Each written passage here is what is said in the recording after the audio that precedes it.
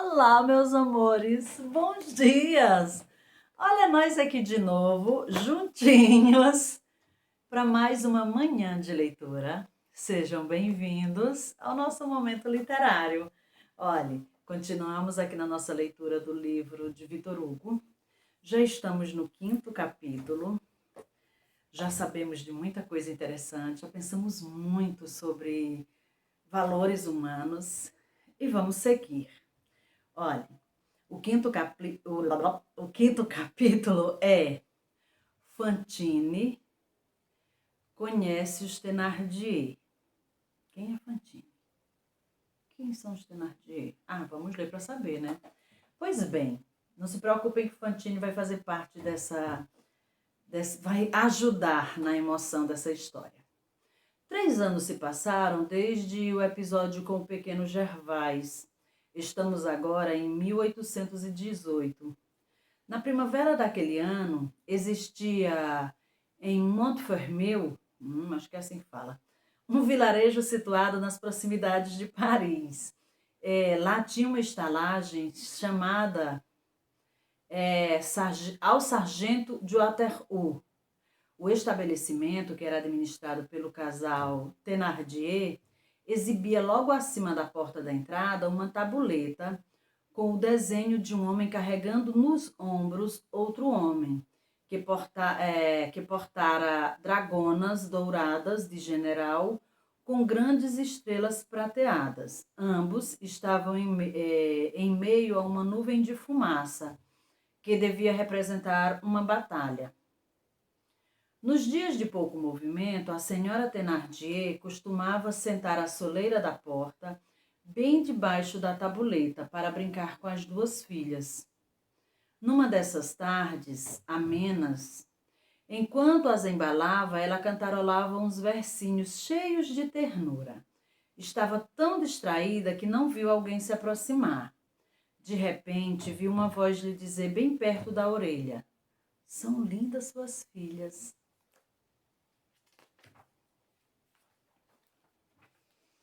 A senhora Thénardier virou-se com calma e viu à sua frente uma mulher com uma menina no colo. A criança, uma das mais divinas criaturas jamais vistas. Ela dormia aquele sono de absoluta entrega, próprio da idade. A dobra da sainha curta deixava ver as perninhas brancas, roliças e firmes. Era admiravelmente corada e saudável. Já a mãe parecia pobre e triste, embora fosse ainda possível vislumbrar alguma beleza por trás de sua palidez. Seus cabelos eram cobertos por uma touca de beata, de onde escapava umas mechas loiras. Ela não ria, parecia muito cansada e um pouco doente. Seu nome era Fantine. Eu me chamo Senhora Thénardier, disse a mãe das 2 crianças. Somos donos dessa estalagem. A viajante contou então sua história, que era operária, que o marido havia morrido e que faltava-lhe trabalho em Paris. Estava à procura de outro lugar para viver, com a pequena. A verdade era que Fantine vivia em Paris e namorava um rapaz inconsequente chamado Tholomyès, e quando ele soube que ela estava esperando um bebê, como ele não queria assumir nenhum compromisso, nenhuma responsabilidade, nem com ela, Fantine, nem com ninguém, ele simplesmente desapareceu da cidade e dele nunca mais se teve notícias. Então a Fantine, essa moça aparentemente bela, mas bem judiada, acho que a palavra não é nem judiada, bem maltratada da vida, estava com esse bebê, que o pai não quis ficar com ela, com as 2, não quis ajudar ela a cuidar do bebê, e precisava de um lugar para o bebê ficar. Vamos ver o que vai acontecer. Fantine mais queria era voltar para sua cidade natal, Montreuil. Montreuil-sur-Mer. Montreuil-sur-Mer. Onde talvez alguém ainda a conhecesse e lhe desse algum trabalho. Ela pensava em tudo isso enquanto contava a sua falsa história para a senhora Thénardier. Nesse instante, a criança em seu colo abriu os olhos. Eram grandes e azuis como os da mãe. Assim que viu as duas meninas, a pequena desceu para o chão e ficou de pé, as perninhas rígidas e a língua para fora, à espera de um convite para brincar. Um minuto depois, as três já estavam cavando buraquinhos no chão. — Como se chama sua filhinha? Perguntou a senhora Thénardier.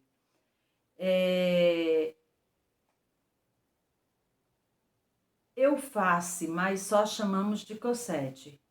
Quantos anos ela tem? Quase 3. Então é como a minha mais velha, disse a senhora Thénardier sem tirar os olhos das filhas.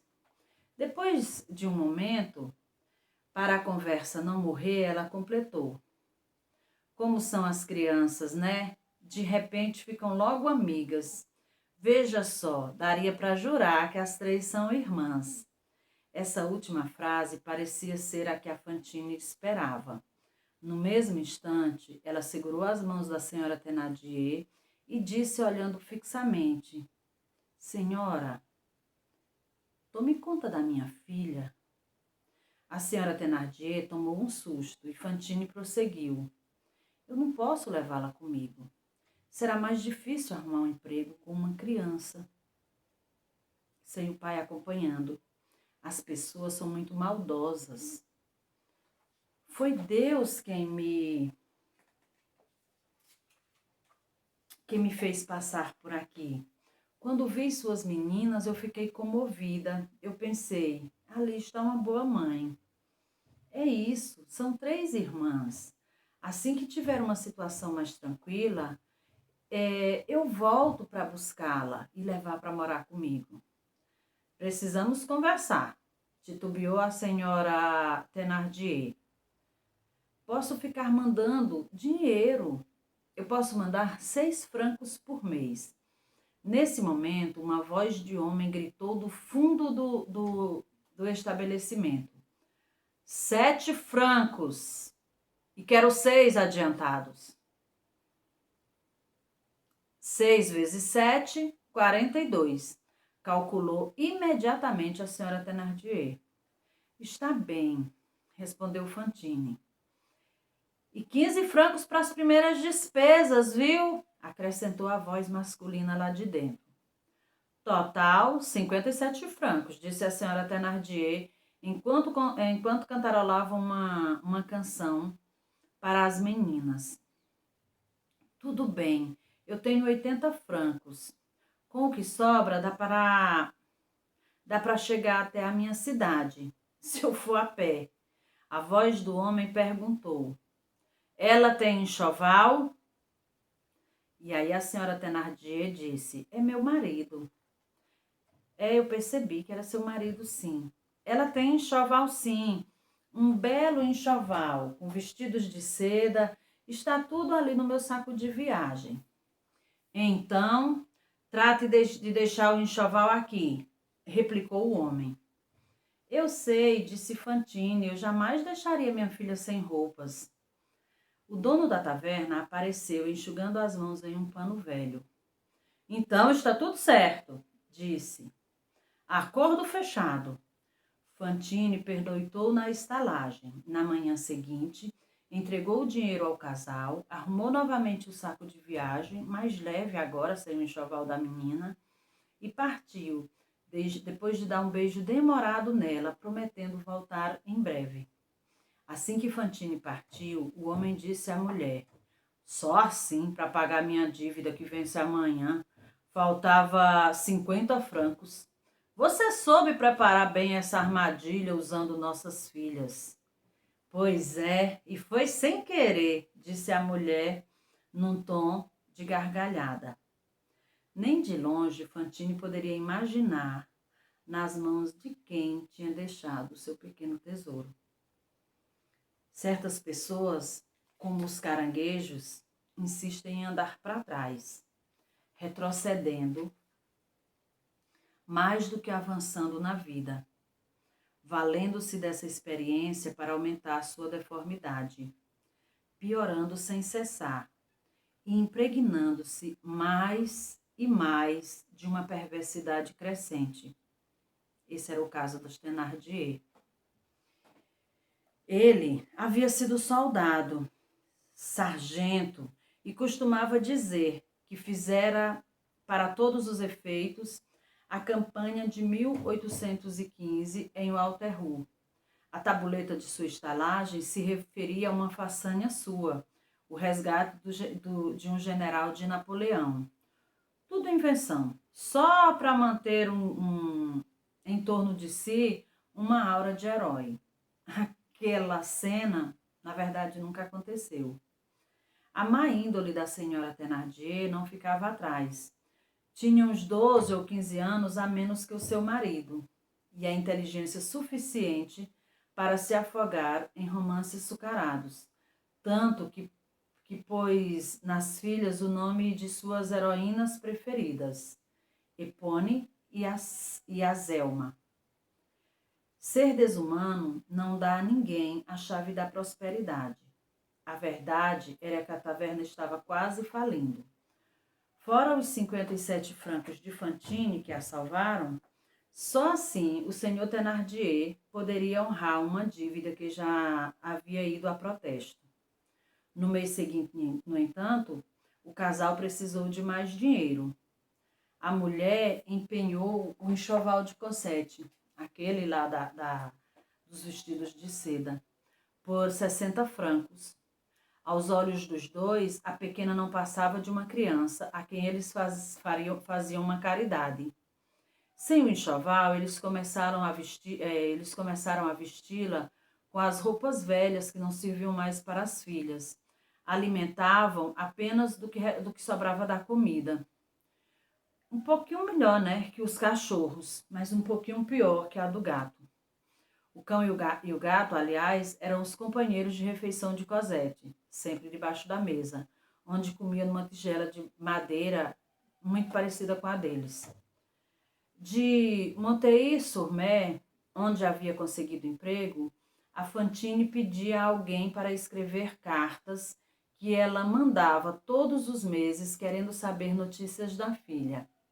Os Thénardier respondiam invariavelmente, Cosette está ótima. Passados 6 primeiros meses, Fantine enviou 7 francos como pagamento do 7º mês. Mas logo, o ganancioso Thénardier passou a exigir 12. Pouco tempo mais tarde, quando uma má língua soprou em sua orelha que a menina era bastarda, ou seja, o pai não havia assumido, ele elevou o montante para 15 francos mensais. E Fantine aceitava tudo, porque achava que a filha estava sendo bem cuidada, estava nas melhores mãos. Ela não sabia a verdade. Ano após ano, Cosette crescia, e a sua miséria também. Ainda antes de completar 5 anos, ela tornou-se a criada da casa. Ela dava recados, ela varria os quartos, o quintal, a porta da rua, lavava a louça e até carregava peso. Cosette não era bem tratada quando chegou àquela casa e não passava agora de uma criança magra e pálida. O único tesouro que lhe restavam eram os belos olhos azuis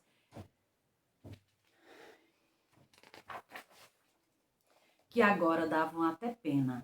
Grandes como era, pareciam irradiar uma quantidade muito maior de tristeza. Em Monterfil, deram-lhe o apelido de Cotovia. Um pouco maior que um passarinho, trêmula, assustada, medrosa, sempre a primeira a se levantar, não só na casa, mas em toda aquela aldeia, sempre na rua e nos campos, antes do nascer do sol. Mas aquela Cotovia jamais cantava.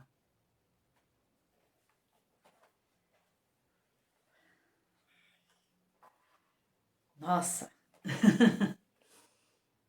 hoje nós temos ainda mais coisas para refletir. Ontem nós falávamos na nossa aula de valores e princípios sobre responsabilidade. E hoje dá para a gente perceber como a responsabilidade ou a falta dela pode ser crucial na vida das pessoas. O fato da Fantine, o pai da filha dela, não tê-la assumido, ter sido irresponsável, ido embora e deixado as duas, fez com que a vida dela se tornasse algo muito triste, de ambas. E a pobre Fantine ainda caiu na armadilha daqueles dois malvados, aproveitadores, egoístas. E agora a gente precisa esperar para amanhã para ler o próximo capítulo e ver o que acontece e o que a Fantine e a filha dela, a Cosette, tem a ver com o Jean, porque afinal de contas a história do Jean Valjean, o que essas duas têm a ver? Como é que elas vão entrar na vida desse senhor ou não vão? Vamos ver. Então, meus amores, até amanhã. Eu vou continuar procurando, eu vou continuar vendo se eu encontro arquivos desse livro para baixar. Eu tenho procurado bastante, não tenho encontrado, mas vai que eu encontro, né? Ou que alguém tem e mande para mim. E aí em casa também, peçam aos pais de vocês para ver se encontra. Caso eles encontrem, muitas vezes eles têm algum aplicativo, alguma coisa que eu não estou tendo acesso nesse momento. Então, se puderem baixar o livro para acompanharem a leitura, vocês verão.